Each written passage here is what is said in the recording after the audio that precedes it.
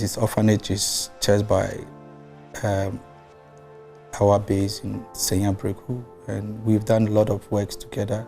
Myself and him have gone there to sign his photos for the kids, take pictures. We train the boys together.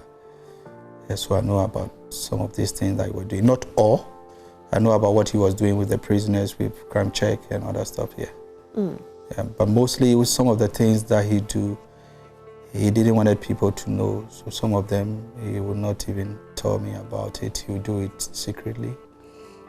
And later you get people. I remember one big personnel in the FA came to see me that the wife is not feeling well, and they wanted me to connect him to Christian.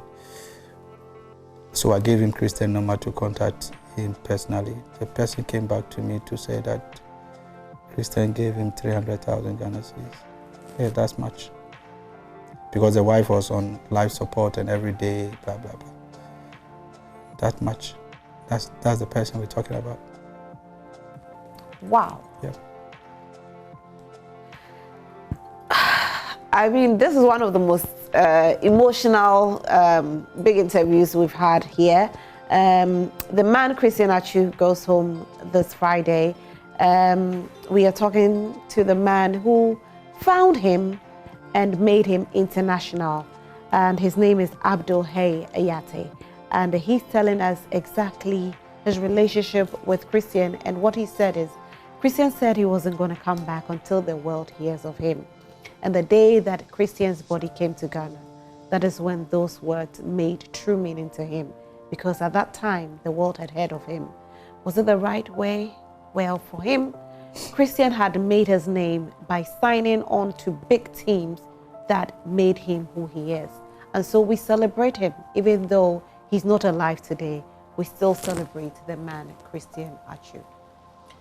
Abdul, I know this is difficult for you. And, you know, as it's difficult for you, it's difficult for me as well, because sitting in this seat, having to have a conversation about a man that we're not hoping to hear of something like this, but hoping to hear that, you know, he's bringing back probably the World Cup. This is what we wished for. But God's ways are not our ways. Now, you told us your relationship with him. You've told us, how you found him. You've told us all that. But what we haven't heard about is what motivated him all these years to be so generous to people. Well, I give you this story before I come to your question. I remember when Christian was with FC Porto, the loan contract that he signed says that he'll be paid 800 euros a month. I was there one day when I had a Western Union notification that I've received 800 euros from Christian. I was happy. I called, followed through after, and then he said he'd send me 800 euros. I said yes. And he converted the 800 euros to CD, which I don't remember too. And he said I should give the money to a church that was chaired by our resident. And I asked him, all the money? He said yes. And honestly, we didn't have money in the house at that time. Why all the money? He said, when he was going on trials, he had a promise with God that if God made him succeed, his first 3 months' salary, he will give it to the church. So he played with me, I should go and give all the money to the church. And I did exactly what he said.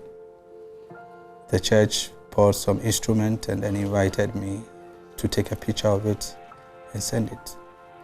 Now, that was a boy at the age of 18 years. A boy who came from a very poor home. A boy who have gone into Europe to see money, 800 euros. That's 2010, I'm talking about 800 euros. And saying, go and give that 800 euros to the church because that is what I promised God. I bet you 95 or 99% of young boys who make it to Europe with this condition will never fulfill that promise that they made. So right from the onset, you know the person that we're talking about. So to your question, Christian for me was a Christian. He was an angel on earth. That is sometimes some of the things that make us feel to be proud to be associated with such a person. God sent him to do a job. He completed his job, very short though, and he's happy wherever he is. So that makes you happy. God have a purpose for all of us. So Christian was a very general boy. He knew where he came from, very poor home. As I was speaking earlier, I said the only thing that he used to wear most often was Cheetah outing uniform. And we had to change 1,500 to buy clothes for him.